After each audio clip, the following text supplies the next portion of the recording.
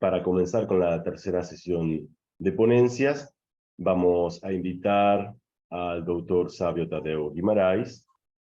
Ele vai ser a apresentação da ponência intitulada Educação Patrimonial, Experimentações. O professor Sávio realizou o pós-doutorado em Sociologia na Universidade da Corunha e também o pós-doutorado em Arquitetura e Urbanismo na Universidade de Brasília. É doutor em Planejamento Urbano e Regional pela Universidade Federal do Rio de Janeiro, em intercâmbio com a Universidade Nova de Lisboa, e também é pesquisador e professor nos cursos de graduação e mestrado do Centro Universitário de Brasília. Professor Sávio. Boa tarde a todos. Entonces, buenas tardes a todos. Pido perdão porque vou falar português, ok? Gracias a professor Mauro por la invitação e foi muito bom conhecer um pouco de todos os nossos trabalhos, não? E vou compartilhar acá uma experiência de Brasil. Eu intitulei essa apresentação como Educação Patrimonial, uma experimentação. Então, eu vou apresentar brevemente um trabalho realizado numa faculdade onde lecionei, em Minas Gerais.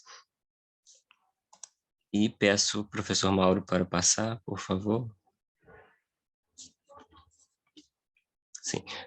Aqui eu só coloquei uma breve citação de uma das nossas bases em educação patrimonial, que é o IPHAN, que é o Instituto do Patrimônio Histórico e Artístico Nacional do Brasil, e em uma das suas várias publicações eles explicitam o conceito de educação patrimonial como algo que surge a partir da experiência, né, e do contato direto com as evidências e manifestações de uma cultura que pode trazer trabalhos, né, junto a crianças, adultos, a comunidades específicas, e ele, de certa maneira, se configura como um processo ativo, tanto de conhecimento quanto de apropriação e de valorização das heranças culturais, gerando, né, a interpretação da cultura como um processo contínuo de criação e de recriação. Você pode passar, por favor, Mauro? Aqui só um breve registro de uma dessas práticas e uma experiência específica que eu apresentarei aqui. Pode passar, por favor. Sim, aqui eu elenquei algumas experiências realizadas, seja na faculdade onde eu lecionei em Minas Gerais, onde eu atuo atualmente em Brasília, só para evidenciar as distintas possibilidades de resultados e de processos também, né? Mas que culminam em resultados distintos de produtos vinculados a essa ideia de patrimônio cultural, pelo menos as que eu tenho participado de alguma maneira. Então, são desde projetos de educação patrimonial, no Brasil, nesse estado de onde eu vim, né, Minas Gerais, há uma legislação estadual, inclusive, que favorece os municípios, as cidades que executam trabalhos nessa linha de educação patrimonial com professores, profissionais de várias áreas, e, obviamente, das comunidades, sejam escolas ou, né, a comunidade como um todo, ou grupos específicos de uma cidade.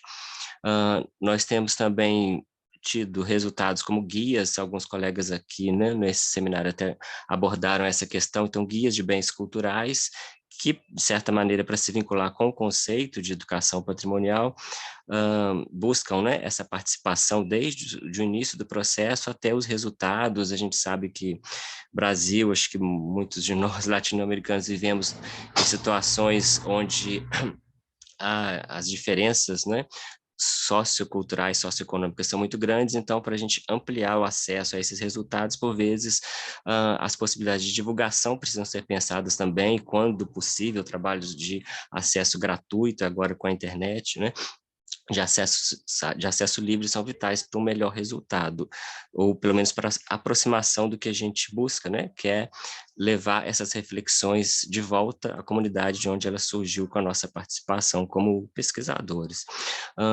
Projetos de pesquisa, então, em faculdade nós trabalhamos também muito, né, com projetos de pesquisa que se vinculam a essas tentativas, né, de reconhecimento das culturas locais, mas gerando trabalhos acadêmicos.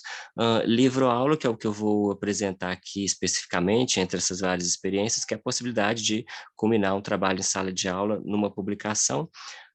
As plataformas virtuais, hoje nós temos essa potencialidade, né, apesar dos problemas, mas muitas possibilidade de trabalho também, que a internet nos permite, no sentido de divulgar esses trabalhos, e série de ensaios, que é o que a gente tem feito também desde a pandemia, com encontros, né, interessantes como esse, onde a gente, por conta da internet, podemos, né, compartilhar experiências.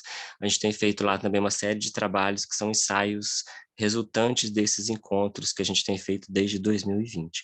Então, dentre esses vários trabalhos, pode passar, por favor, professor Mauro?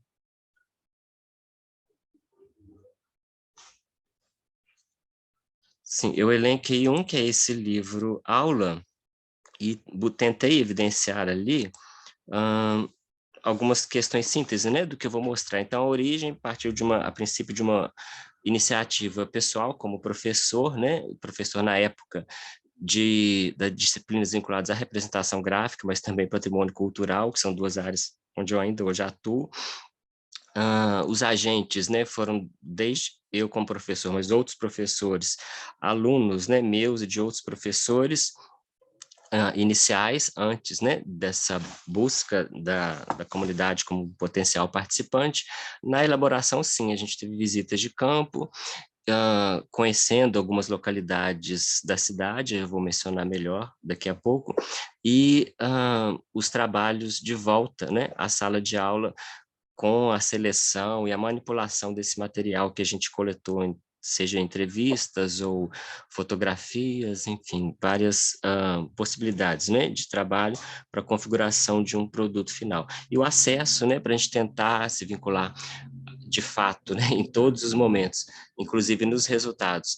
A ideia de educação patrimonial, a gente realizou uma exposição, conseguimos com auxílio de uma lei de incentivo à cultura, publicar esse trabalho. Então, depois desse trabalho, que é mais imagético, mais vinculado às imagens produzidas pelos alunos, eu escrevi, né, uma síntese sobre esses lugares, e como é um trabalho impresso, né, e a princípio geraria um custo caso vendido, ele foi doado tanto para os alunos que participaram, os representantes, né, da comunidade que participaram também dando entrevistas, e foram doados também para bibliotecas da cidade, para as escolas municipais da cidade de Juiz de Fora.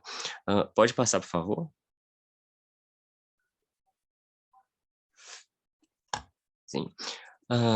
Aqui, então, algumas imagens, a gente começou a trabalhar com imagens do que já havia sido perdido na cidade em termos de representações arquitetônicas. Esse trabalho foi realizado na cidade de Juiz de Fora, que é uma cidade que fica no estado de Minas Gerais, que é bem próximo ao Rio de Janeiro, apesar do Rio de Janeiro fazer parte de outro estado com o mesmo nome. Mas nós temos um vínculo, então, muito forte historicamente e territorialmente com o Rio de Janeiro também, e, de certa maneira, com São Paulo, por conta de ter sido a cidade de Juiz de Fora uma das primeiras cidades a se industrializar no Brasil, e um vínculo histórico ou territorial com Minas Gerais, por fazermos parte desse estado. Então, são várias, né, referências nessa mesma cidade, que hoje possui cerca de 500 mil habitantes. Pode passar, por favor. Então, quais foram os procedimentos, né?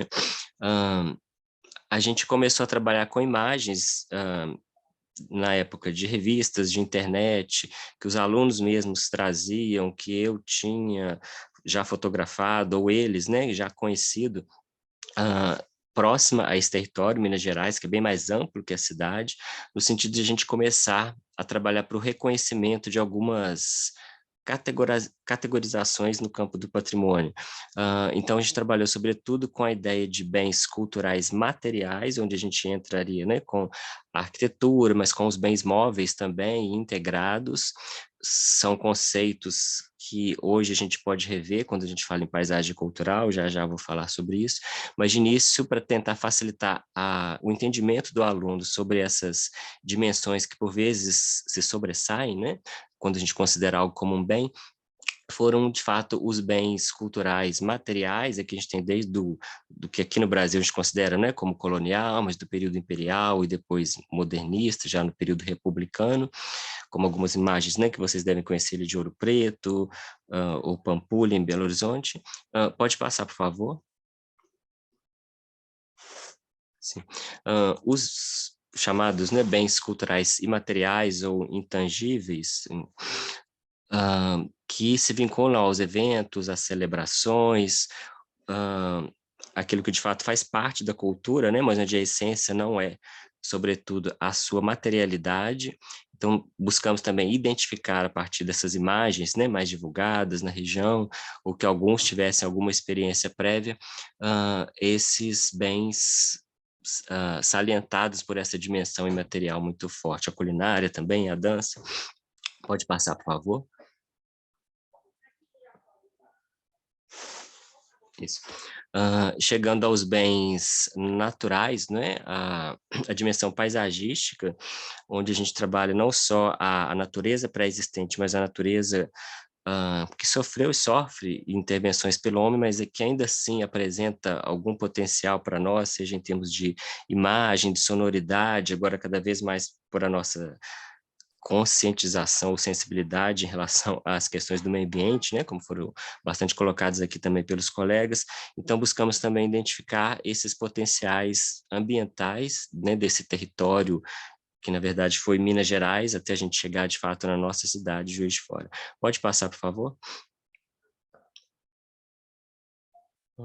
Sim, e as questões humanas, né? As pessoas que vivem nessa localidade. Então, desde experiências prévias, né, fazendo parte de conselhos do patrimônio, ou mesmo de trabalhos que a prefeitura elabora com entrevistas para elaboração de inventários locais, né, ou mesmo essas personalidades, né, essas pessoas de uma determinada comunidade que são conhecidas por algum vínculo à cultura, foi também elencada, né, ou selecionada nesse processo nosso para a construção de um produto, né, que evidenciasse a cultura local. Pode passar, por favor?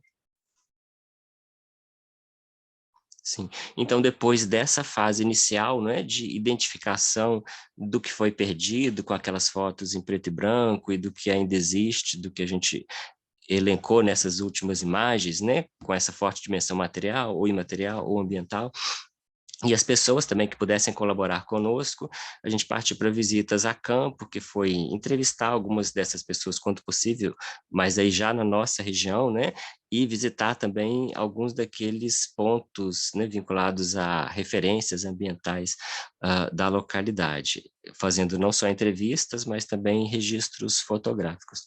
Pode passar, por favor? Sim, e depois de volta à sala de aula, começamos a selecionar essas imagens, né, buscar uma categorização e representar graficamente.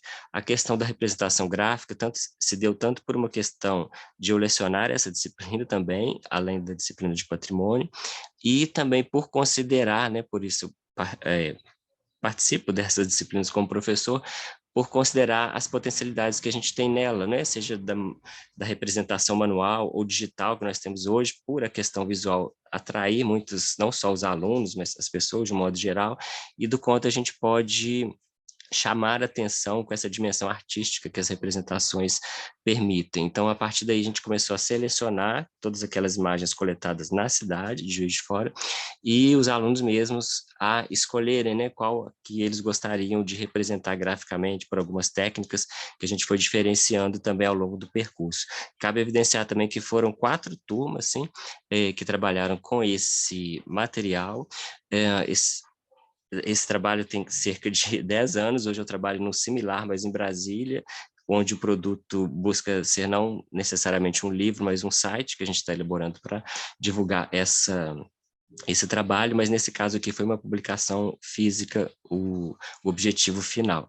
Então, depois desse momento, né, em sala de aula, de uma representação gráfica inicial, pode passar, por favor?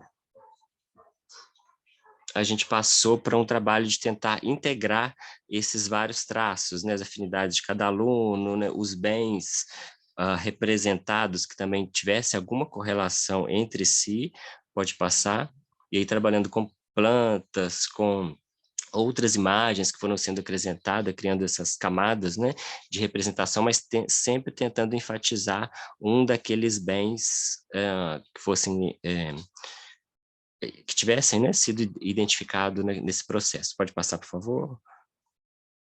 Pode passar. Isso, então, a partir daquela base, né, da representação dos alunos, a gente buscou, né, uma ideia de conjunto para elas, dentro dessa diversidade inicial.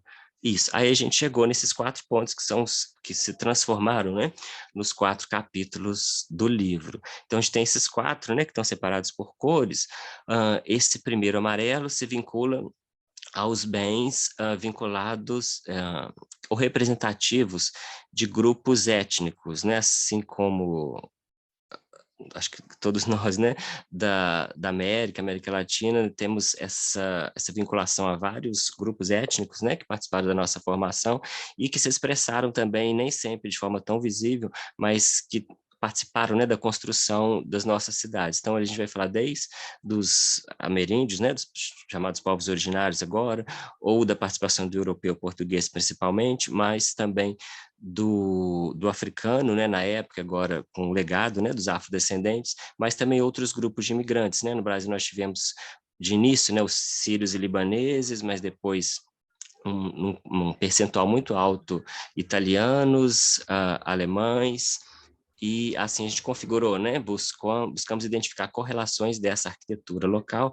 ou desses bens, né, mais vinculados aos bens imóveis, a esses grupos. E ali no verde, né, nesse capítulo com essa identificação, nós evidenciamos, depois de falar dessa vinculação a vários grupos, que não é tão vista por vezes em faculdades, aqui pelo menos, a arquitetura que de fato é mais conhecida pelas pessoas, que são aquelas arquiteturas muito vinculadas a linguagens estéticas, né, por vezes de base europeia, e que foram aquelas que obtiveram maior recurso econômico para o seu financiamento, e que estão vinculadas também com outro grupo de pessoas, sobretudo, que são aqueles investidores, né, aqueles considerados os pioneiros da cidade, os que tinham, né, em algum momento um vínculo ao poder e propuseram ou financiaram aquelas obras de arquitetura que por vezes são aquelas, aqui no Brasil, as que tem mais registro oficial como patrimônio, inclusive, né, sobretudo pelo seu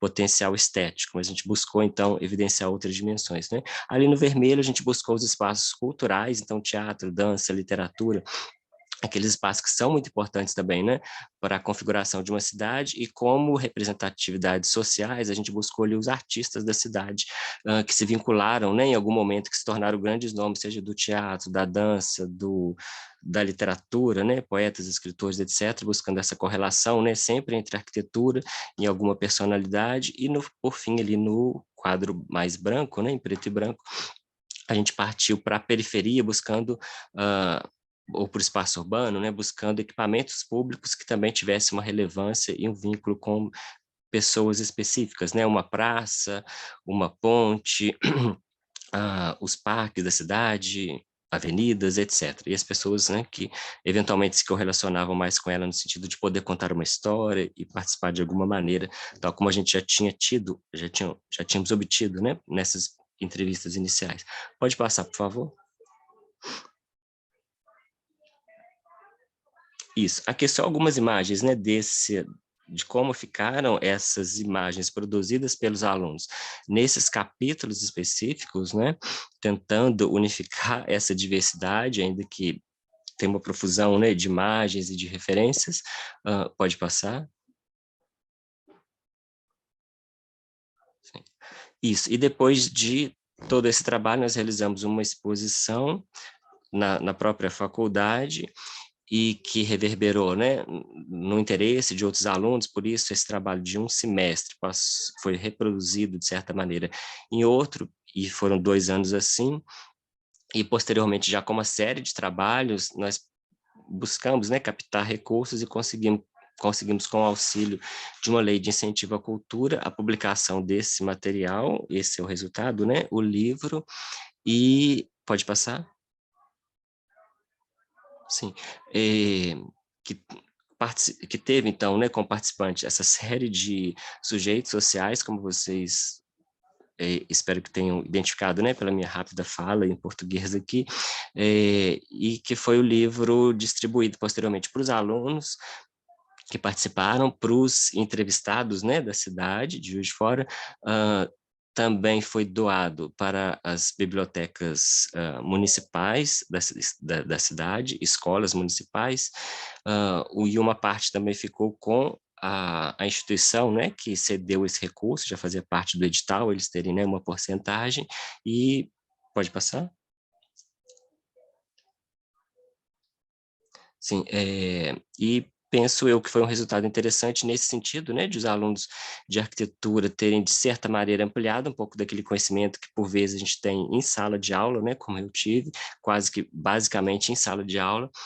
Então, sair para a cidade, reconhecer um pouco, né, das expressões culturais, ainda que focando na dimensão material e imóvel ou arquitetônica, né, que é a base do nosso curso de arquitetura e urbanismo, para mim, né, tem sido uma experiência também de crescimento, né, de conhecimento, constante e no sentido da resposta deles, né, de gostarem do resultado, de quererem expor, né, em outros semestres, querendo realizar o trabalho que a turma anterior tinha realizado, e até o momento, né, dessa publicação e de a gente ter, né, um registro físico do que foi aquele momento, que hoje, né, está disponível para outros grupos. Pode passar, eu não sei se tem mais algum slide.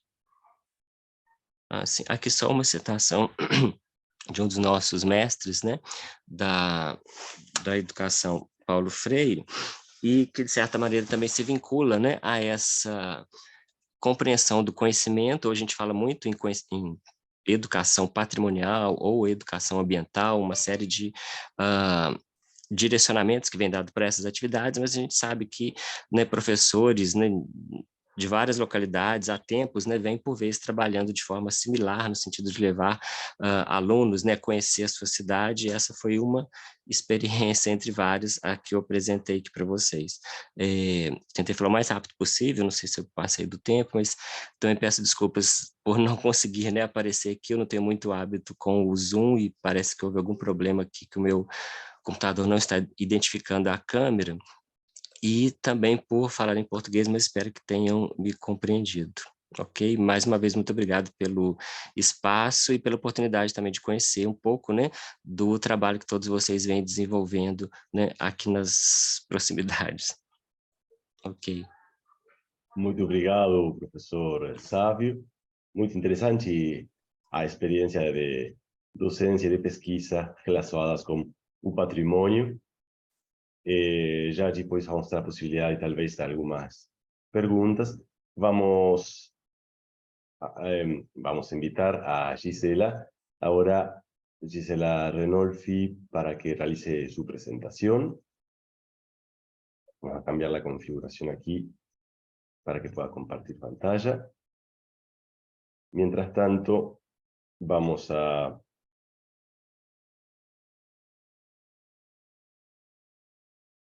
Gisela Renolfi es arquitecta egresada de la Facultad de Arquitectura, Urbanismo y Diseño de la Universidad Nacional de Córdoba.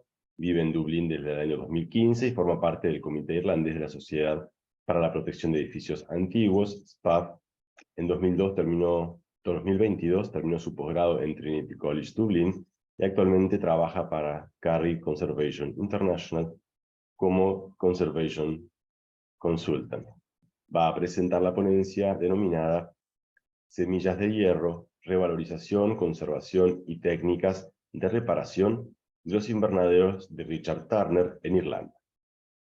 Bienvenida, Gisela. Gracias, Mauro. Hola a todos. Ahora voy a compartir, si sale todo bien, mi pantalla. Bueno, agradecerles a todos, en particular a vos, Maura, por la invitación, pero bueno, nada, sí, la verdad que estoy súper contenta de formar parte de este seminario. Y feliz de haber escuchado también tantos disertantes con temas muy variados, con posiciones, posturas y intervenciones distintas, y la verdad que es súper enriquecedor, así que bien ahí por hacer estos seminarios eh, y armar un colectivo tan informativo e interesante, así que nada, felicitaciones. Y bueno, nada, agradecer también a los que están escuchando que se quedaron hasta el último. Acá ya son las 5:30 de la tarde. Así que bueno, nada. Les voy a contar un poquitito, si es que funciona esto. Vuelvo acá. Bueno, de mí, nací en Santiago del Estero, en Argentina, y después me egresé de la Facultad de Arquitectura, Urbanismo y Diseño de la Universidad Nacional de Córdoba. Me volví a Santiago del Estero a trabajar unos años para ahorrar y viajar. Y hasta que llegué en el 2015 a Europa por primera vez y elegí quedarme en Irlanda, a donde resido actualmente. Y es donde comencé mi camino también a la conversación, a la conservación. Conversación también, porque hablo mucho, pero a la conservación en particular. Siempre fue un gran interés para mí, en lo personal, y tuve la oportunidad de, bueno, nada, de arrancar mi carrera aquí, en ese ámbito. Inicialmente en una empresa que se especializaba que se especializa en conservación de carpinterías metálicas y de madera. Em, en el mismo periodo me adherí a esta charity que se llama The Society for the Protection of Ancient Buildings, SPAB, de la cual formo parte del comité hace casi 5 años ya, que amo, es como una escuela para mí y hacemos muchísimos trabajos con el público, digamos, mucha interacción con el público para, nada, transmitir información, compartir y aprender. Como bien vos dijiste, hice en Trinity College hace poquito, terminé mi posgrado, un gran logro personal, que lo hice en Applied Repair, Building Repair and Conservation.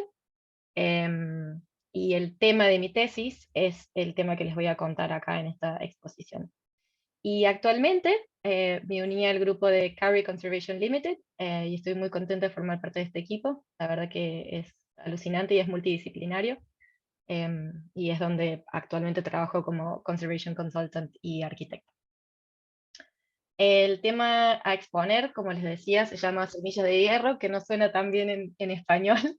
Y una pequeña nota también antes de continuar es que por ahí me trabo haciendo traducciones al revés, cosa que es gracioso. Y si por ahí hay algún término que no está propiamente traducido, pido disculpas y cualquier cosa me consultan. Pero bueno, hice lo mejor. Le puse Semillas de Hierro porque el tema principal son unos invernaderos o glass houses de este personaje que se llama Richard Turner, y su esparcimiento en lo que es la isla de Irlanda. Así que me pareció divertido la combinación de semillas de hierro y porque el principal material de estas estructuras es el hierro. Un poquito, voy a tratar de hacerlo rápido porque sé que estamos bastante cortos de tiempo ya pasados, así que voy a tratar de resumir. Pero un poquito de contexto de quién fue Richard Turner. Es un maestro herrero, nacido en una familia, él es de la 4ª generación de una familia de herreros, muy conocidos acá en lo que es Irlanda. Ha heredado el primer taller, digamos, de parte de su tío, Timothy, y en el 84, esto es todo siglo XIX, perdón, es de 1798 su nacimiento a 1881 su fallecimiento. En el 84 logró abrir su gran taller, que se llamó Hammersmith, acá en la ciudad de Dublín, y lamentablemente en el 76 sufrió un incendio el taller, por lo cual se perdieron la mayoría de todos sus archivos, y ese es uno de los grandes inspiradores de mi proyecto de tesis. Lo que quería hacer básicamente en esta investigación era tratar primero de registrar, sobre todo porque primero que es evidente el impacto que él tiene a lo largo y ancho, digamos, de la isla, pero me resultaba muy extraño de que siendo un personaje tan conocido, haya muy poca información al respecto de él, así que me costó mucho, y esto me relaciono con otros participantes que estuvieron también limitados con bibliografía. Bueno, lo mío fue muy similar, así que ese era el ejercicio de toda la tesis. Y principalmente porque si bien él hizo varias obras, no solamente invernaderos, también hacía muchas rejas y trabajó en ferrocarriles, en estaciones de tren y en distintos como elementos de escala menor. El trabajo este en particular es solamente los invernaderos, más que nada de escala residencial, pero también mostrando ejemplos mayores. Así que bueno, esta lista que ven acá, de estos 22, son los que pude encontrar al día de hoy. Cabe aclarar que esta investigación duró más o menos 6-7 meses, que era el periodo que tenía para hacer la tesis para mi posgrado, así que está reducida bueno, a ese espacio de acción o accesibilidad. Durante este periodo entonces pude registrar 22 invernaderos, que están nombrados ahí con su fecha y locación en orden cronológico, así que más o menos empezando de 1835 a 1870. Algunas fotos para ilustrar, como para que tengan una idea de, bueno, los distintos estados en los que se encuentran actualmente y las distintas variaciones dentro de la misma tipología.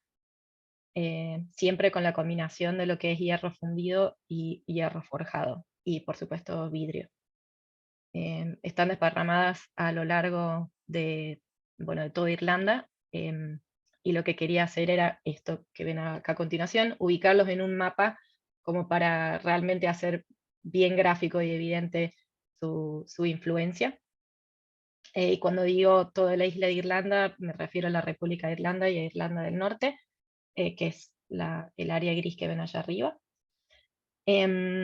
Así que bueno, el primero de los mapas fue este, donde hago la ubicación de todos. Después discriminé cuáles de ellos aún están en pie, porque lamentablemente algunos ya se han perdido, han sido demolidos y no hay prácticamente archivo.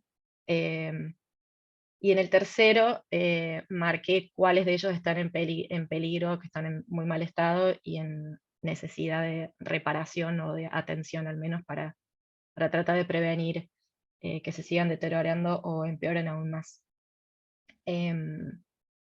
Bueno, un poquito de contexto histórico, que lo voy a tratar de hacer también bastante rápido, como para entender qué pasaba al momento de, bueno, de los diseños y de las obras de Turner. Estaba la Revolución Industrial, por supuesto, que ha avanzado muchísimo en todo lo que es la fabricación química y la producción del hierro, y particularmente en Irlanda, que creo que no es menor mencionar, lo que se llama la Gran Hambruna, que fue del 1845 al 52, que la verdad afectó muchísimo al país, que al día de hoy también siguen viviendo el impacto.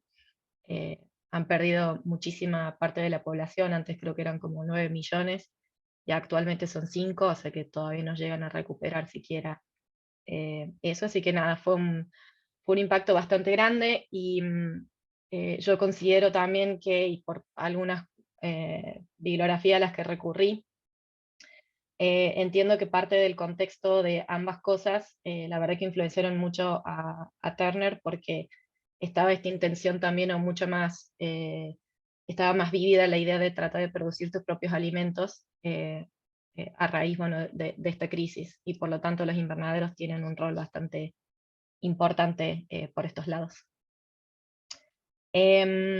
Contexto de tipologías y materiales.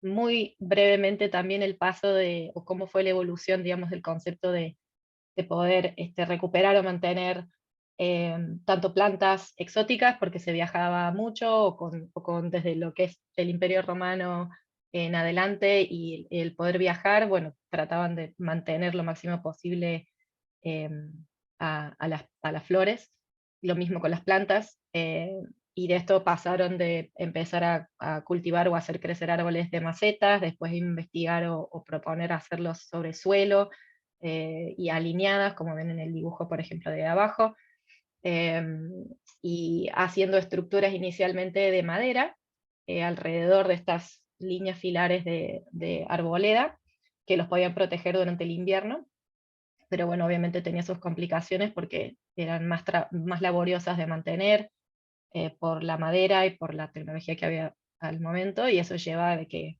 se empiece a explorar más cómo pueden evolucionar estas tipologías para bueno, nada, preservar y mantener de la mejor forma posible lo que albergaban en su interior. Así que esto involucró también desarrollos en, bueno, como dicen, paso del material a usar mampostería, el uso de calefacciones por suelo, después por chimeneas, usar carbón vegetal para poder calentar e irradiar el calor, el uso de cortinas, después el uso de mica inicialmente como para reemplazar el vidrio, muy interesante eso, hermoso.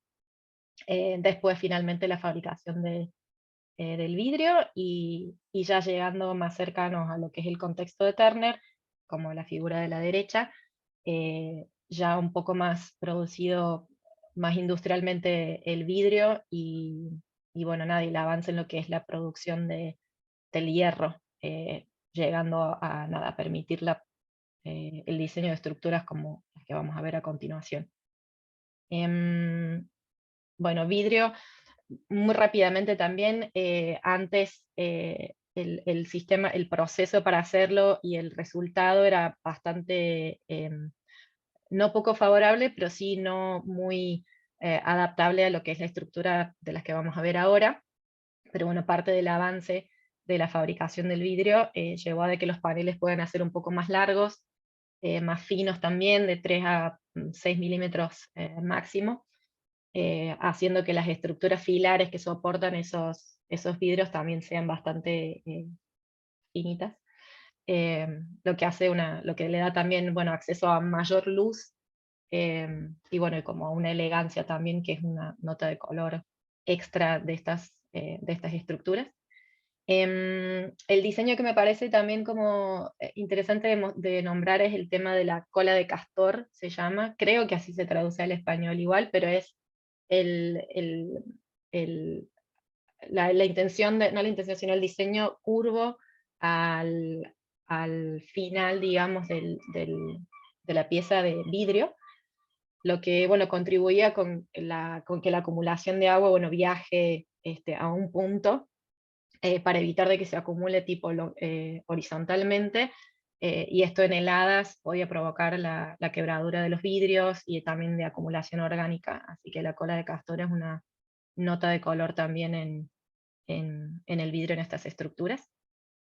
Y bueno, el hierro como el material principal, digamos, de uso para las obras de Turner, que la verdad que fue un genio en cómo explorar y cómo usar, usando también, estudiando también otros desarrollos que se venían dando de otros personajes en Europa. Pero bueno, básicamente el hierro que se utiliza en sus obras, o que se puede ver en sus obras, es hierro forjado y hierro fundido. Principales características para diferenciar uno de otro, porque la verdad no trabajan igual, pero sí pueden trabajar en conjunto, como en estas estructuras, es que el hierro forjado, bueno, ahí la imagen de la derecha ilustra bastante bien cómo era el proceso bastante inicial de cómo hacerlo, mediante calor, después martillado de golpes en frío y repetir este proceso varias veces hasta darle la forma necesaria. Tiene un bajo contenido en carbono, lo que colabora a que su resistencia a la corrosión sea mayor, y no lo hace quebradizo, es bastante maleable. Estas son propiedades bastante casi que opuestas a lo que es el hierro fundido, que bueno, como su palabra casi lo describe en sí mismo por sí mismo, se derrite, digamos, el hierro y se lo coloca en moldes para poder, nada, después resultar en las piezas que se necesitan o que se requieren o que se diseñan, lo que hace que, bueno, que no sea maleable, pero sí de que se puedan producir en masa. Tiene alta resistencia al calor y al uso prolongado, creo que se traduce así, pero no se gastan, digamos, las piezas a comparación del hierro forjado, que tiene más sensibilidad, digamos, al uso. Lo que sí tiene en contra, entre comillas, en comparación del forjado, es de que se quiebra bastante fácil cuando está en frío. Así que son características que la hacen fácil de diferenciar básicamente cuando estamos tratando de leer estas estructuras, qué material es, de qué material es cada pieza. Y espero que esto después haga más sentido un poco más adelante. Bueno, problemas básicos comunes para todos, seguramente no es mucha sorpresa la corrosión. La corrosión química, hay dos tipos de corrosión, la corrosión química, la corrosión galvánica. La química es cuando hay contacto de agua y aire, y la galvánica es cuando se fusionan, digamos, dos tipos de metales distintos entre sí, y esto es bastante importante a la hora de hacer especificaciones con cómo reparar el hierro, identificar qué tipo de metal es, y cuál es la reparación o el método de reparación apropiado para cada uno para evitar problemas mayores. Y bueno, y por último la acción mecánica, que es más evidente, que es más causada por ya sea las fundaciones a donde estos materiales estén, que pueden estar embebidos en piedras de granito, que después le ponen arriba de eso cemento y reaccionan mal, o las fundaciones ceden y puede esto traer problemas a la estructura en sí, causando ya sea torsiones o hasta quebraduras. Parte de mi trabajo de investigación, además de todo este contexto previo que les estaba contando, que me fue muy importante antes de empezar a hacer los relevamientos, fue esto, básicamente visitar algunos de los ejemplos de las obras que mencionaba anteriormente. Elegí 5, quería que estén en distintos condados de la isla y en distintas condiciones. Así que a continuación les voy a mostrar brevemente algunas de estas visitas, bueno, todas estas visitas, perdón, para que puedan diferenciar, ojalá, con facilidad, bueno, los estados y bueno, después charlamos más al respecto. Esta fue la primera y creo que es mi favorita, queda en el condado de Cork, que queda para el otro lado, para lo que es el oeste, digamos, de la isla, al sur. Actualmente se encuentra abandonado, es una locura, pero está abandonado. Así que, pero tiene tiene casi todas sus secciones, están casi que sin intervenciones, así que es una pieza para mí bastante importante y que se destaca de bastante de las del resto que he visitado. Por este motivo justamente está bastante eh, intacta, pero bueno, las fotos ilustran cómo está por dentro. Y estas son consecuencias de cero mantenimiento en las obras de arquitectura en general. Y acá pueden ver, bueno, al nivel al que pueden llegar estos desatendimientos, si es que se dice así, de estas obras, lamentablemente. Y después también he podido observar algunas intervenciones o intentos de querer reparar, pero que no necesariamente lo están haciendo, y a veces estas intervenciones, cuando no se hacen correctamente, causan daños mayores. Creo que uno de esos era ahí, aquí esta es mi mano con una regla, se está partiendo básicamente, o está separada esa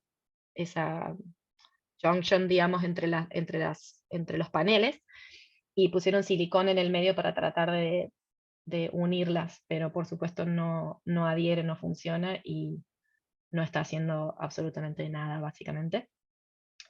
Y el estado de deterioro es bastante grave, como pueden observar. La canaleta interior de la foto de derecha está sucia y con agua acumulada permanentemente, no está teniendo una descarga, la descarga necesaria, así que por supuesto eso no favorece para nada al mantenimiento de la obra. Perdón, voy a tratar de pasar más rápido. Esta fue otra visita que actualmente es parte como de una especie de un catering que se usa es un café, y se lo usa para bodas y cosas así que tiene un uso regular, por lo cual tiene un mantenimiento regular también. Pero como no tiene un programa de mantenimiento que esté bajo los principios, digamos, de conservación de patrimonio o de cómo conservarlos propiamente, también se pueden encontrar algunas soluciones que no son acordes a estas estructuras y que causan daño mayor. De nuevo vemos aquí, por ejemplo, espero que puedan ver el mouse de la mano que estoy señalando, creo que sí. Pero, Sí, sí, lo vemos. ok. En este caso, por ejemplo, también el uso de silicona para parchar no está resolviendo de nuevo absolutamente nada, al contrario, eso a veces causa de que el agua siga penetrando y como estamos usando materiales plásticos, queda finalmente atrapada, no es permeable y agrava aún más el ingreso y la permanencia del agua dentro de estas piezas. Este otro ejemplo es interesante porque no es original.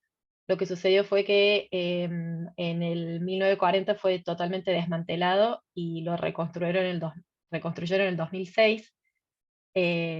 No hay casi nada de las piezas originales, es muy poco, pero lo interesante fue de que, al igual que yo, no tenían no tenían registros o legajo técnico para poder hacerlo, entonces se basaron en fotografías que se podrían encontrar para poder hacer la réplica de la estructura que ven ahí en las fotos. Así que la intención es buena, de tratar de volver a ponerlo en pie, pero seguramente es bastante cuestionable el desmantelamiento desmantelado que hicieron originalmente en la década del 40. Pero bueno, es un ejemplo igual, así que me pareció interesante visitar. El 4 que hice fue la estructura más grande y la más conocida de Turner, que está en el Jardín Botánico de acá de Dublín, que es mucho más grande, pero él hizo solamente una sección, digamos, que es lo que se llama ahí The Curvilinear Range, que es lo que ven en la foto. Y nada, la verdad que la escala es bastante impresionante. Y está en bastante buen estado, aunque y está mantenida permanentemente porque es el Jardín Botánico de Dublín. Pero considero que tendría que ser más estricto el programa de mantenimiento porque hay cosas como las que ven en las fotos que no están siendo tratadas. Lo que tiene de interesante este proyecto es que la verdad que la escala es bastante grande y el trabajo de poder restaurarlo fue un gran desafío. Yo tuve la oportunidad de charlar, y después voy a hablar brevemente de eso más adelante, con el arquitecto a cargo de este proyecto, que de nuevo tuvo el gran desafío de no tener registros, legajo técnico, pero sí, cuando él era estudiante, había hecho varias gráficas de varios dibujos por gusto, que le sirvieron muchísimo a la hora de formar parte del día de hoy, bueno, en el momento que lo hizo, de poder hacer las intervenciones. Y voy a hablar capaz un poquito más de esto adelante, particularmente bueno, de los desafíos, digamos, y las formas de reparar, los criterios que tuvieron para reparar esta glass house. Y el último de todos de los relevamientos se llama The Peach House, la casa del durazno, que queda en la casa del presidente de Irlanda, que sí, amablemente me dejaron ir. Mandé un mail al secretario contando de mi tesis y si podía ir, y me dijeron sí, vení, y me regalaron un libro, me organizaron un tour por los jardines con el jardinero del presidente y sus perros, y la verdad que fue un honor y una experiencia hermosa estar ahí. Y este para mí es el mejor ejemplo de conservación propiamente hecha, donde no solamente se recuperó la estructura en sí misma, tratando de respetar lo máximo posible el diseño original, sino también la función, porque esto originalmente se diseñó como casa de duraznos o durazneros, perdón si lo estoy diciendo mal. Y actualmente alberga lo mismo, así que me parece un ejemplo bastante hermoso de intervención. Lo que ven ahí al fondo es la casa del presidente. Y ahora a continuación pasé a tratar de definir, creo que tengo que hablar un poco más rápido, pero tratar de definir las metodologías de cómo trabajar, cómo reparar estas estructuras. Y para esto hice una recolección, entonces una fue la de la Casa del Durazno que vieron antes, la otra fue mi experiencia propia en una de las working parties, se llaman, de la charity de la que formo parte, donde yo estuve a cargo de la reparación de las, las puertas de hierro que ven en las fotos, y después otro proyecto que se llama Rockaby Hall, que es uno de los glass houses de Turner. En lo particular, esto me parece personalmente muy lindo porque un par de años atrás tuve la chance de parte de mi trabajo voluntariado para la charity, estar a cargo de la reparación de estas puertas que encontramos en la casa donde estábamos haciendo las reparaciones. Las working parties son eventos que duran 3 días, donde cualquier persona está invitado a ir y quedarse durante 3 días, o 1 o 2, eso a criterio de cada uno, y son todos trabajos de hands-on experience, donde llevamos a muchos profesionales a que den talleres de cómo hacer ciertas reparaciones, y que nada, pueden servir muchas veces a los mismos dueños de las propiedades que tienen a veces estas cosas y no saben cómo repararlas. Entonces, nada, extender un poco el conocimiento y compartir, inclusive las dudas también. Así que a mí en particular, nada, me ofrecí de voluntaria para hacer la reparación, y las puertas son de Richard Turner, así que ya tenía una conexión personal con él antes de elegir la tesis. Y este último ejemplo, que me fue muy útil también, fue, ahí a la izquierda ven la foto de cómo estaba este invernadero antes, y después a la izquierda fotos del proceso de reparación, que voy también a detallar un poquito más adelante. Todo esto fue hecho por John Hogan de Iron Excellence, acá del condado de Mayo, al que también entrevisté para mi tesis. Pero ahí, como pueden ver en las fotos, se hizo primero un desmantelamiento, todas las piezas por separado, después cada una de esas piezas tiene lo que ven acá, unas etiquetitas de metal, cada una con un código, un número, para que puedan después hacer la locación de a dónde pertenecen, digamos, a dónde van. Esto es fundamental. Después acá la reparación, digamos, de una de las piezas, y acá el recasteo o remoldeado, y corríjanme si estoy traduciendo mal, de las piezas de hierro fundido. Lo mismo acá con el nuevo cast de algunas de esas piezas en paneles, lo mismo, y el trabajo de volver a ensamblar, digamos, todas las piezas, a ver el trabajo final de la foto de la derecha. Otra de las cosas que hice en este trabajo de investigación fue acercarme a través de un cuestionario a personas tanto arquitectos como herreros, que han trabajado en obras de Turner, preguntándoles básicamente, bueno, cómo había sido la experiencia, cuáles fueron los desafíos más grandes, qué es lo que más les ha gustado, cómo pudieron, cómo lidiaron con la falta de información que había eh, eh, para poder trabajar estas piezas. Así que fueron charlas muy interesantes que me dieron un montón. Esto es parte de lo que aparece dentro de mi tesis. Y a raíz de esta falta de información, y por lo que les contaba al principio de que se prendieron fuego los talleres, mi tesis también propone y presenta un catálogo inicial, cosa que era muy común en todas las foundries, todas las que eran las empresas de hierro fundido, tenían originalmente su catálogo, que hoy por hoy se los puede encontrar. Entonces, si estás trabajando en alguna otra obra, por lo general encontrás los catálogos de las piezas y las podés recastear, cosa que no es el caso con Turner. Entonces yo quería hacer este catálogo como parte de mi tesis, por lo cual, el approach fue dividir en distintas categorías. Lo que ven acá es como si fuese la carátula de ese catálogo. Entonces cada uno de los elementos tiene asignado un código, y después de ese código, para cada uno de los subelementos de cada categoría, su código específico.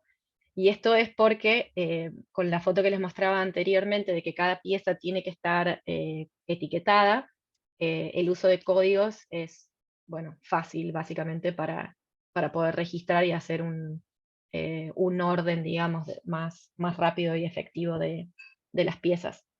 Así que bueno, parte de mi tesis entonces es este catálogo. Estas son algunas de las imágenes de cómo ese catálogo se ve. Pude registrar 63 piezas al día de hoy. Estas son algunas de las fotos. Pero dividí por elementos con una descripción al costado de qué es, cómo funcionan, el material y en qué obras se las puede encontrar, para que pueda la persona que está interesada, que necesite buscar, tenga acceso. Después parte también bueno, del estudio de cómo abordar estas obras.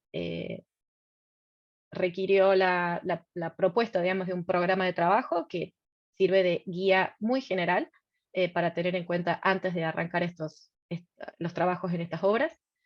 Entre esas actividades está el registro de cada una de las piezas, que bueno, parte de lo que les vengo nombrando, un registro fotográfico y gráfico, es sumamente importante, y lo digo también por experiencia, porque tuve la suerte también de que simultáneamente cuando estaba preparando este trabajo de tesis, en mi trabajo anterior, estábamos justamente restaurando 3 glass houses en un castillo que se llama Ardguilan, y el desafío fue, bueno, reconstruirlo porque estaban todos en distintas condiciones, algunos estaban totalmente desmantelados, las piezas tiradas adentro de un taller, y fue como un rompecabezas de identificar qué son las piezas, a dónde van, y cómo se conectan una de la otra.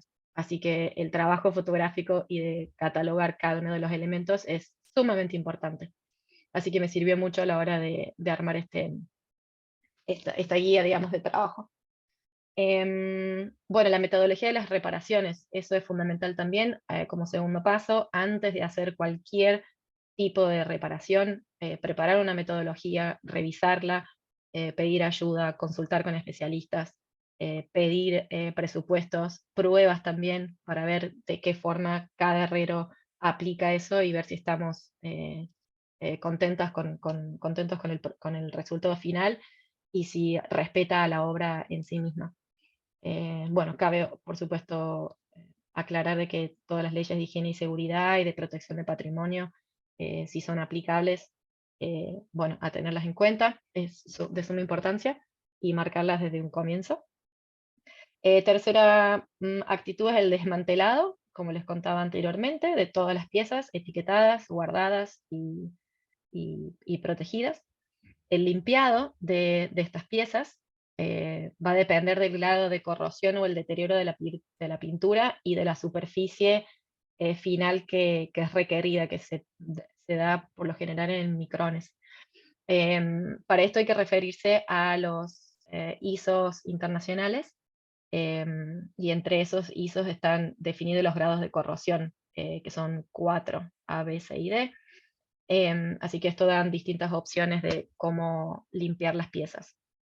Y de ahí hay distintos métodos, puede ser a mano, puede ser con máquina eléctrica, puede ser con, creo que se traduce antorcha, después con químicos, y después puede ser hidrolimpieza, o la más popular de todas, y es la que yo más experiencia tengo de trabajar con piezas de hierro, es por la proyección de abrasivos, que tienen 4 grados, y es importante delimitar con tiempo qué grado es necesario y cuál es el correspondiente para cada pieza, para cada trabajo. Después, bueno, las técnicas de reparación, definirlas de nuevo con criterio, conocimiento y búsqueda de los mejores métodos y técnicas que aseguren la correcta, sensible, apropiada y menos invasiva técnica para estas piezas. La pintura, definir qué tipo de pintura, cuál es el color final, para eso a veces hay que hacer análisis de pinturas, de rastros de pintura existente, que se lleva a veces al laboratorio, si es necesario, si es que hay muchas capas, si no a veces es más evidente. Y después por último el resamblado de todas estas piezas.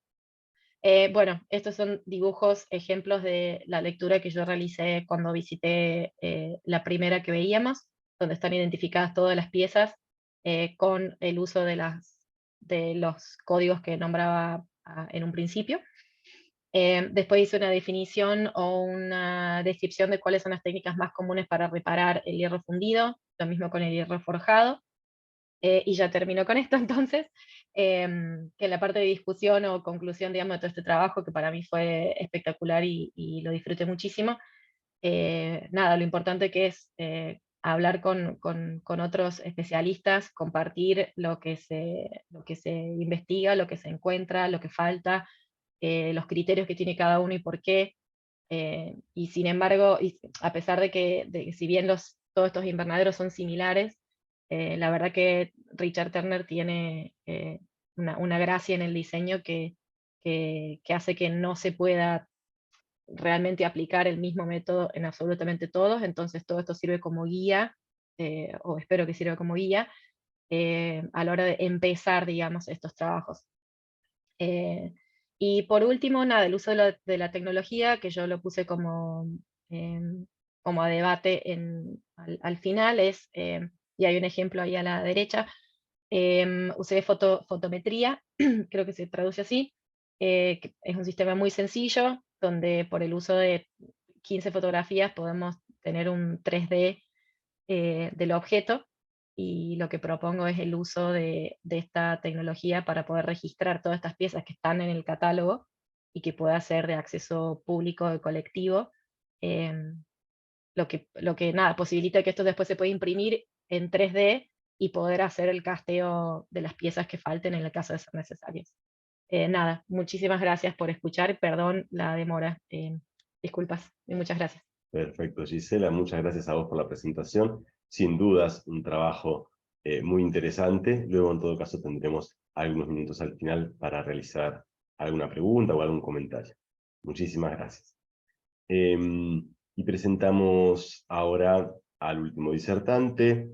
Gabriel Comparato es licenciado en Turismo, especialista en Políticas de Integración, magíster en Integración Latinoamericana y doctor en Ciencias Sociales, todas las carreras por la Universidad Nacional de La Plata, y además se encuentra realizando su postdoctorado en Ciencias Sociales y Humanas en el Centro de Investigaciones Geográficas y Socioambientales de la Universidad Nacional de Mar del Plata.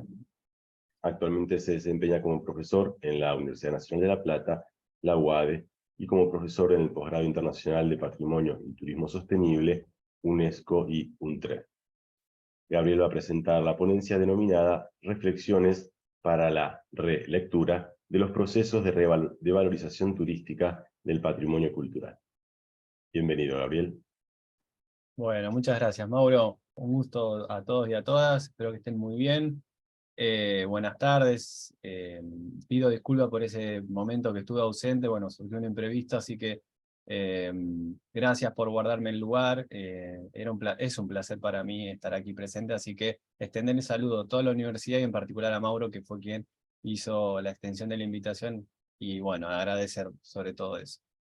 Y empezar diciendo que me parece más que interesante que también en esto de pensar un seminario o un evento de estas características, estemos incluidos los licenciados en turismo, que creo que es uno de los campos donde muchas veces se ha pensado el patrimonio, lo decía Canclini hace ya un escrito hace muchos años, muy pensado siempre desde las profesiones más tradicionales, desde la historia, la arquitectura, la conservación, etc.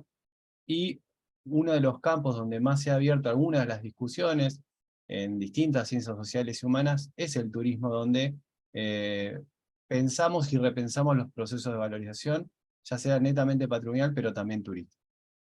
Así que los próximos 10 minutos voy a compartir brevemente de qué se trata esto que estoy pensando en el marco del postdoctorado, obviamente con claves muy rápidas, porque lo que buscamos en este encuentro es simplemente una serie de emergentes, y en base, en todo caso, si hay algún interés, poder contactarnos con algunos o algunas de ustedes para profundizar en alguna de estas claves, que ya sea del campo teórico o más bien desde el plano empírico o de algunos de los dispositivos en los cuales estoy trabajando.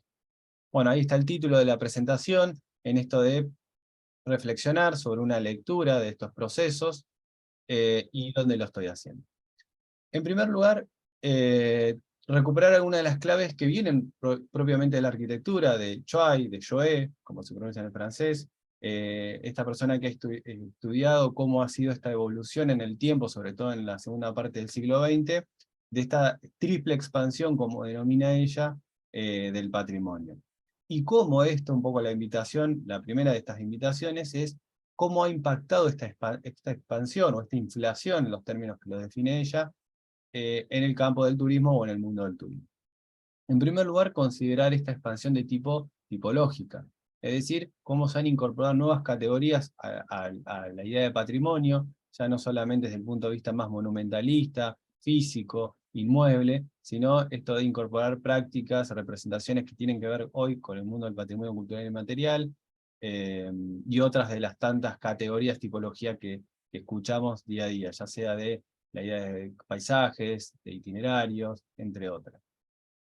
Pero sobre todo no solamente esta idea de que tenemos nuevas categorías o más categorías dentro del mundo del patrimonio, sino también esto de pensar un aspecto cronológico, esto es, de no remontarnos a décadas o cientos de años previos a la actualidad, sino esto de pensar el patrimonio moderno, pero también incluso el patrimonio vivo, es decir, algo no del pasado con el patrimonio ligado al pasado, sino este patrimonio que lo creamos y recreamos constantemente.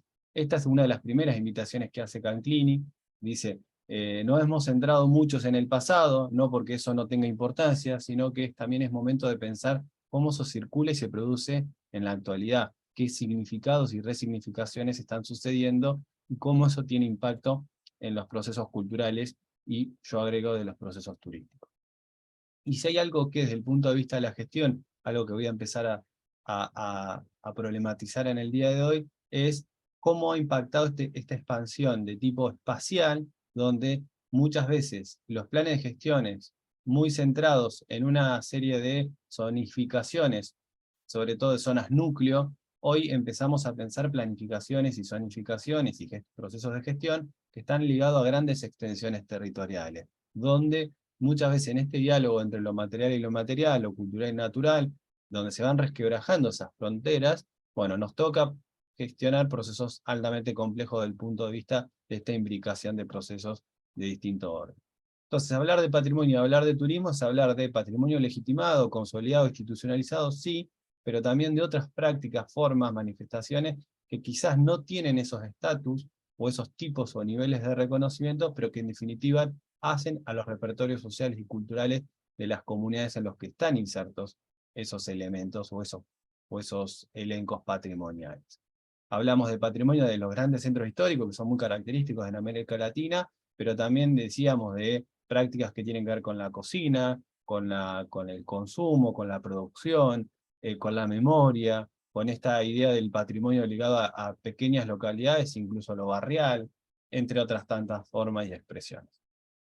Voy a pasar a esta segunda etapa donde me parece más interesante, esto es, ya no solamente hablamos de muchas categorías, muchas formas en las cuales se visualiza el patrimonio, sino esto que hoy la antropología, la psicología y otras tantas disciplinas de las ciencias sociales fuertemente les interesa en relación al patrimonio. Ya no tanto focalizarlo en esos supuestamente valores intrínsecos que tienen los objetos, sino más bien cómo eso está construido socialmente y cómo esas representaciones, interpretaciones y valoraciones que vamos haciendo los sujetos, los colectivos, van cambiando incluso, no solamente en el tiempo, sino incluso dentro de un mismo momento, pero bajo distintos grupos o perspectivas sociales. Insertar en este sentido que patrimonio no se puede entender si no contemplamos la idea de los actores y los grupos que hacen uso, disfrute, e incluso ponen en tensión esos distintos valores. Y algo que una mexicana, Rosas Mantecón, va a poner muy claramente en evidencia es, bueno, no solamente hay distintos tipos de patrimonio, no solamente los vemos distintos, sino definitivamente hay rango. No todo vale lo mismo en el punto de vista del patrimonio. Pero no solamente desde el punto de vista de su institucionalización, sino en esta idea de la legitimidad y quiénes han sido históricamente los poderes que han jugado un peso más importante en los procesos de patrimonialización.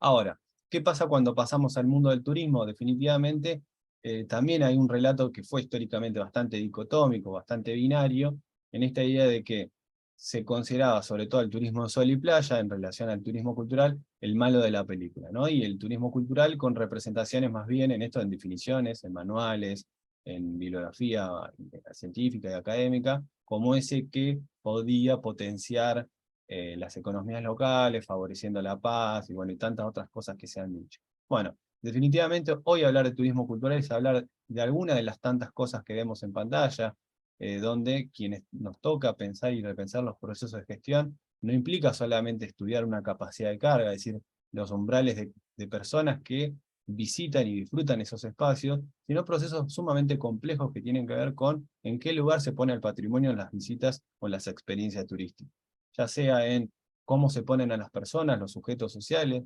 también desde el punto de vista arquitectónico, qué lugar juega en ese diálogo visual, pero también desde el punto de vista de la interpretación patrimonial, esos objetos, esos bienes o esas representaciones, y ni hablar que procesos arduamente complejos, sobre todo en ciudades intermedias, como se habló hace un rato, o ciudades sobre todo más grandes, que esto está pasando no solamente en América Latina, sino en grandes centros urbanos del mundo, lo que tiene que ver con los procesos de gentrificación.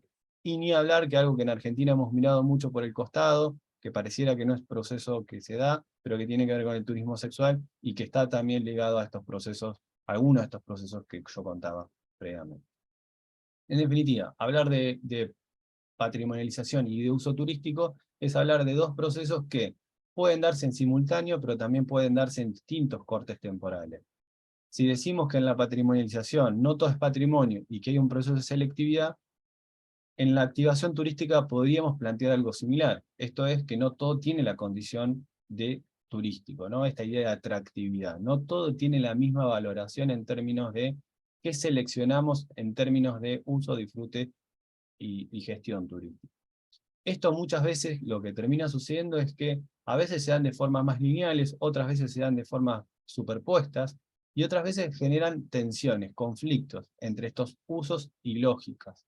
Algo que lo veníamos planteando anteriormente con los intereses. Bueno, una de las cosas más interesantes desde el punto de vista académico para investigar en esto es cómo en esta idea de interpretaciones y valoraciones que hacemos las personas, de eso que estamos hablando, bueno, cómo esas lógicas muchas veces entran en conflicto.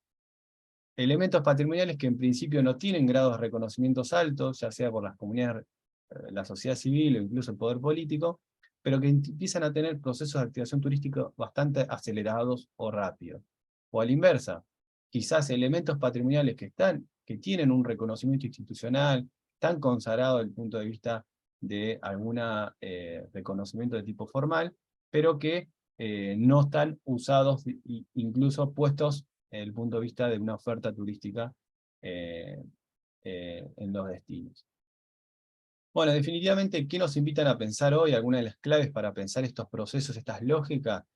Un poco los antropólogos que se han encargado, digamos, sobre todo con su especialidad en turismo, nos dicen, bueno, es momento de ir dejando de lado ese paradigma anfitrión-invitado, donde no solamente se plantea muy dicotómicamente estos vínculos, estas relaciones, sino que es momento también de pensar cómo a partir del turismo se han dado procesos de valorización turística y patrimonial que han contribuido a mejorar las condiciones de vida de esas comunidades.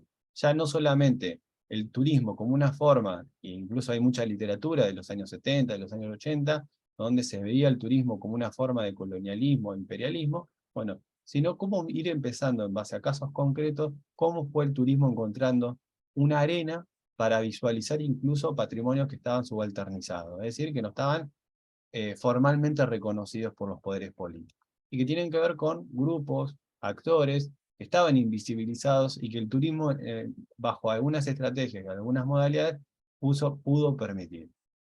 Esto no implica reconocer que, como vemos en la imagen de la izquierda, siguen habiendo fuertes procesos donde las personas pasan a ser como una suerte de museos a cielo abierto, donde hay un proceso de fetichismo, de cosificación, etcétera, etcétera, sino lo que buena parte de esta literatura invita a pensar es cómo encontrar, no solamente de quedarnos en esos lugares, sino empezar a encontrar alternativas de gestión, de formulación de política, en las cuales se encuentra el turismo como otra alternativa. Bueno, les decía, no solamente de pensar el patrimonio y el uso turístico del patrimonio en términos de capacidad de carga, sino en cómo, concretamente, desde la propuesta interpretativa, ya sea in situ o bajo nuevas tecnologías, podemos pensar estas relaciones un poco más, insisto, que contribuyan a la interpretación de esos procesos. Bueno, y finalmente, para cumplir con estos 10 minutos que nos proponía Mauro, contarles, bueno, qué estoy analizando, qué estoy haciendo y en qué me encuentro trabajando, es más allá de las cuestiones teóricas, epistemológicas, con las que vengo trabajando ya hace varios años, también ir encontrando formas de cómo algunos dispositivos, cómo algunas políticas públicas entran en diálogo con estos procesos, ya sea de patrimonialización, pero también de activación turística del patrimonio cultural, y cómo esos dispositivos van encontrando algunas de las estrategias para trabajar en estas claves que yo les contaba. Particularmente, el referencial técnico para la gestión turística del patrimonio cultural es una herramienta que se creó entre la Subsecretaría de Turismo de la Provincia de Buenos Aires e el Instituto Cultural, también de la Provincia de Buenos Aires, donde se empezó a pensar en estos marcos de discusiones contemporáneos, cómo generar condiciones para que los municipios, en esta complejidad que tenemos en nuestra provincia de Buenos Aires, puedan incorporar prácticas de mejora en los procesos de gestión que contemplen no solamente el patrimonio más institucionalizado o legitimado, sino también otras voces, otras historias que están presentes en los territorios y que pueden ser altamente interesantes desde el punto de vista de su puesta en valor. Insisto, patrimonial, pero también turístico. Bueno, ¿por qué? ¿Qué característica tiene como dispositivo? Bueno, es un referencial. ¿Qué implica eso? Que es un instrumento no vinculante, por lo tanto no es obligatorio, donde se establecen una serie de buenas prácticas para que los municipios diseñen e implementen políticas de turismo cultural. ¿Con qué objetivo? Bueno, que eso obviamente esté fuertemente enfocado en mejorar las condiciones, el desarrollo humano, y sea más inclusivo desde el punto de vista cultural y social. ¿Qué se incluye en esta herramienta? Bueno, temas como género, diversidad, derechos humanos, cambio climático, migraciones, resiliencia, sobre todo en contexto post-COVID, entre otras temáticas. Este fue el proceso, algo que me pareció interesante también si pensamos en un proceso inclusivo y participativo, como lo hablábamos al principio, también tiene que ser el diseño de las herramientas, no salen solamente bajo aspectos técnicos, sino también en estos consensos entre distintos actores. Bueno, obviamente esto fue un proceso que duró bastante tiempo, aproximadamente un año y medio, donde previo a una convocatoria se fue construyendo y se fue consensuando una serie de criterios técnicos con los cuales se le iba a solicitar y asistir a estos municipios para que empiecen a trabajar en las mejoras de esas prácticas. Sí, se fue acompañado de capacitaciones, sensibilizaciones, también se generaron un manual, el manual de implementación, que lo que permitía es que esos requisitos un poco fríos, teóricos y generales, pudieran encontrar fórmulas o herramientas concretas para poder tratar de llevar a cabo alguna de estas acciones que piden.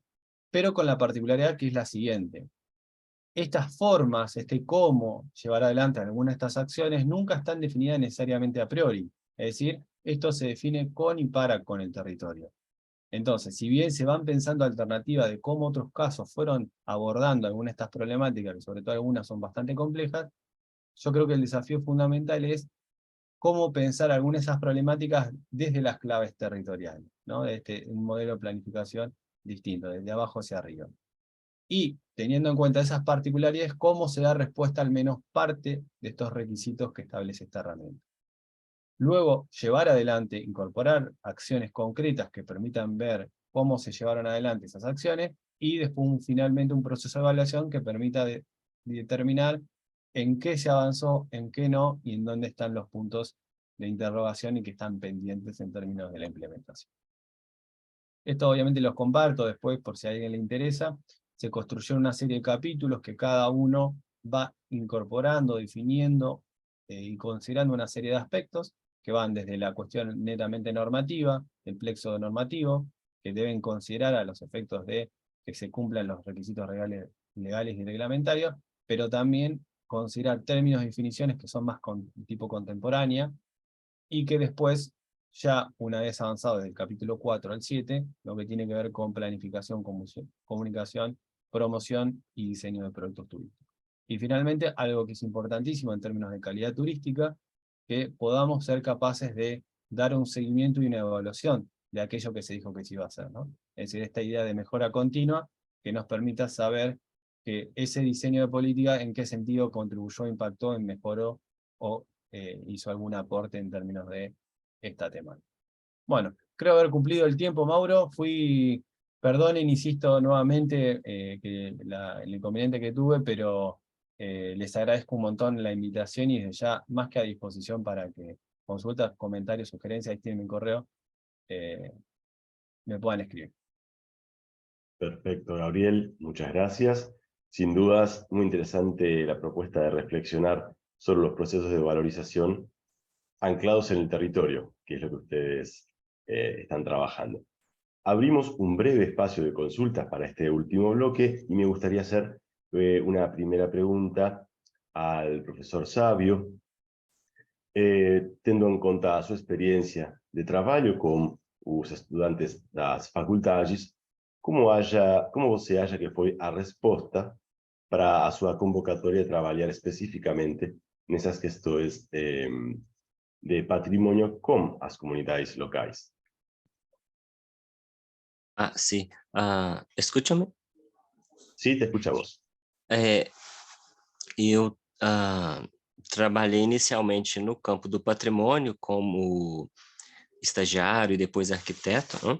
E a partir desse conhecimento prévio das questões vinculadas ao patrimônio nesta cidade, Juiz de Fora, é que se deu o meu ingresso, né? Na Faculdade de Arquitetura e vinculado ao patrimônio. E a partir desses contatos prévios, né, com o que é oficialmente considerado patrimônio na cidade, oficializado como patrimônio, bens tombados ou registrados, como falamos aqui, é que se deu esse estudo inicial, né, dentro da disciplina, com as questões gerais que envolvem emendas, né, de disciplina de patrimônio, vinculadas aos teóricos do patrimônio, questões, né, como foram colocadas pelo colega em termos de cronologia ou de tipologias, e a partir daí se deu essa busca do campo, né? Que seria, né, esses recorridos não? Na cidade, e a partir daí nós fomos identificando aqueles potenciais colaboradores, que são moradores, né, ou aqueles que já são divulgados na cidade como sujeitos que têm alguma relação particular com a cidade, com seus monumentos, com seus bens, né? E penso que a questão dos estudantes, em termos de participação e diferencial, né, foi essa abertura, né, porque quando falamos em patrimônio, sobretudo nos cursos de arquitetura e aqui, ainda estamos muito vinculados a essa dimensão material e imóvel, né, da arquitetura sobretudo, só que a gente sabe que, como temos até aqui, né, profissionais de vários campos, sabemos hoje que com as ciências sociais, né, sejam antropólogos, né, turismólogos, geógrafos, sobretudo, nós temos uma abertura muito grande no sentido de conhecer essas várias dimensões, né, do patrimônio, o conceito de paisagem cultural hoje que a Unesco valoriza e divulga, né, tem ajudado nesse sentido, né, de perceber essas múltiplas dimensões, e acho que foi um resultado, né, desse trabalho específico, essa abordagem, né, e vinculada à localidade, né, princípio que eu vejo como resultado interessante que me surpreendeu foi esse interesse ou um desconhecimento inicial, uma curiosidade, né, no sentido de que havia na cidade além do que é divulgado, mas depois quando outros semestres, né, se interessaram em fazer também esse trabalho, eu acho que foi tendo esse caminhamento para a publicação, né? Aqueles 4 capítulos se refere a 4 semestres, ou 4 turmas, né? Que trabalharam essa temática da cidade. Não sei se respondi a sua pergunta. Perfeito, respondeu sem dúvidas. Muito obrigado por compartilhar conosco a sua experiência. Tenemos también una consulta para Gisela, nos consulta Carolina, si tenés conocimiento de trabajos de Turner que se hayan traído a la Argentina a fines del 1800. Y consulta, por ejemplo, construcciones de instalaciones para ferrocarriles, pabellones de exposiciones, etc. No, la respuesta es muy corta a comparación de mi presentación. No, lamentablemente no. No, que yo sepa, no hay ninguna influencia de Turner en Argentina. Gracias por la pregunta. Perfecto, muchas gracias. Y luego hay una consulta de Diego para el doctor Colombo sobre si las tesis a las que él hacía referencia en su presentación quizás están disponibles en algún repositorio institucional o podrían llegar a facilitarles el link. Bueno, queda allí la consulta, no sé. Si no, luego podemos enviarle también un correo al doctor Colombo Esperón. Bien, tenemos la posibilidad para alguna consulta adicional, algún comentario.